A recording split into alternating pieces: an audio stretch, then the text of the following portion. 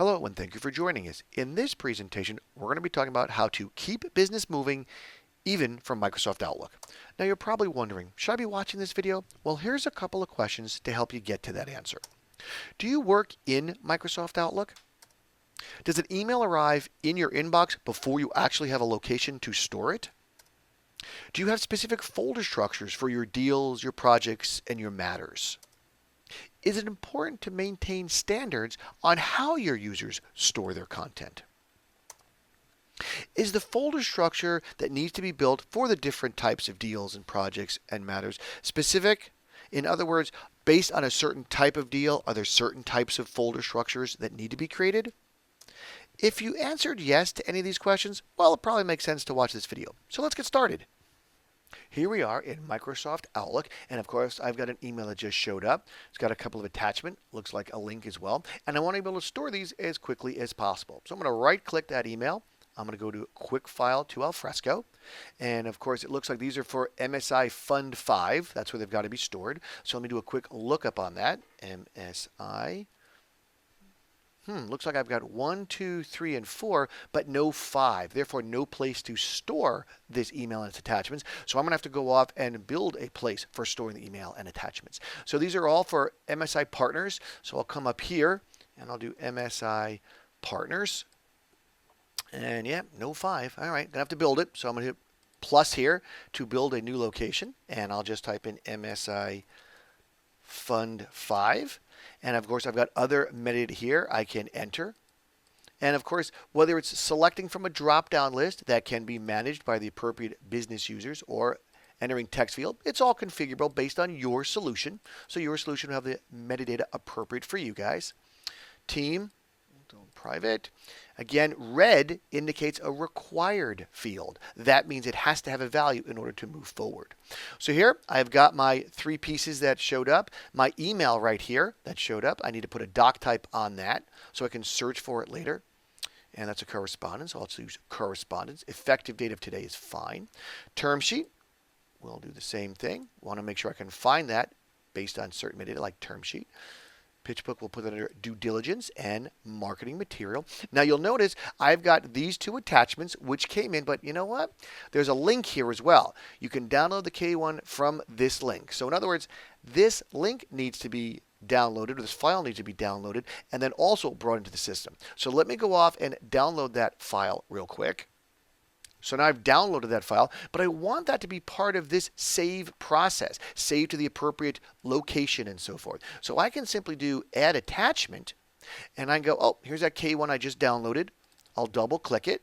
Now it's here, and now I can go off and add the appropriate metadata to it. That way the link that became the file that I downloaded can be saved in conjunction with everything else for this email. And I can attach a type and a subtype for it as well.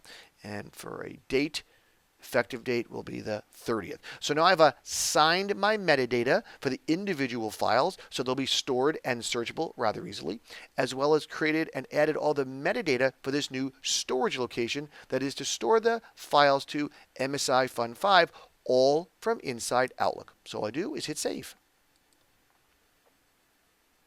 And everything is created and stored appropriately.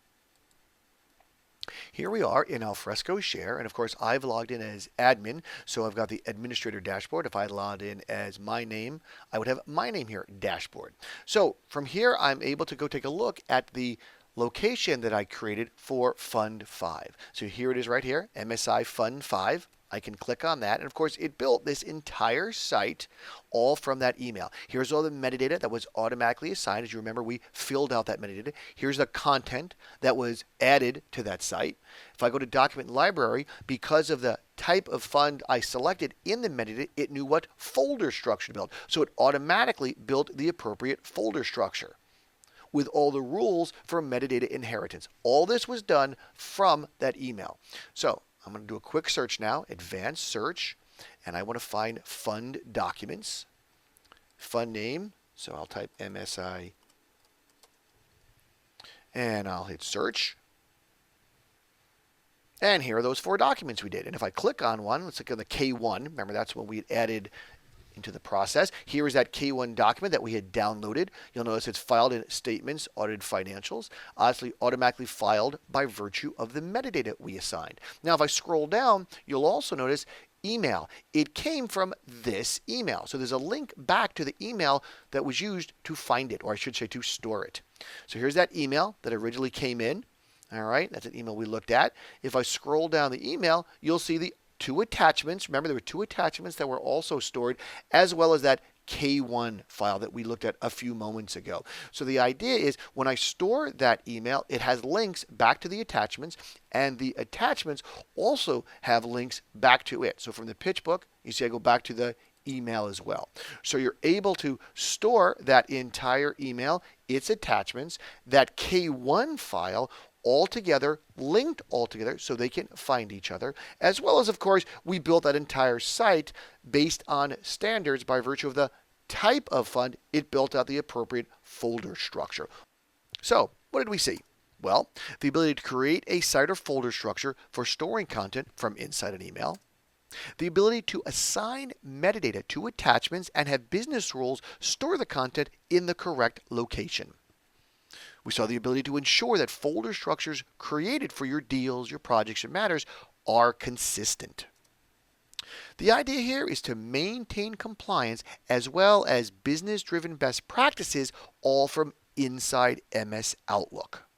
We hope you enjoyed the presentation, and please reach out to us so we can help you like we help our other clients.